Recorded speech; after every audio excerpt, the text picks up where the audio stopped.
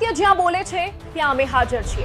ગુજરાતની દરેક મોટી ખબર સૌથી પહેલા, જનતાનો અવાજ, નિર્ભય પત્રકારિતા।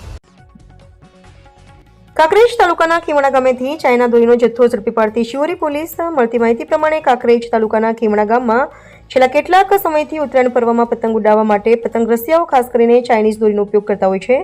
ત્યારે સરકારની ગાઈડલાઈન મુજબ ચાઇનીઝ દોરીનો વેપલો કરવો એ કાયદેસર ગુનો છે। ત્યારે બનાસકાંઠા જિલ્લા પોલીસ વડા પ્રશાંત સુબે દ્વારા 14 જાન્યુઆરી એટલે કે ઉત્તરાયણ પર્વમાં પતંગ ઉડાવવા માટે પતંગ રસિયાઓ ચાઇનીઝ દોરીનો ઉપયોગ ન કરે અને જે કોઈ વ્યક્તિ ચાઇના દોરીનો વેપલો કરતો હોય તો તેની સામે ગુનો નોંધી કડક પગલાં લેવામાં આવે તેવી સૂચના આપવામાં આવી છે।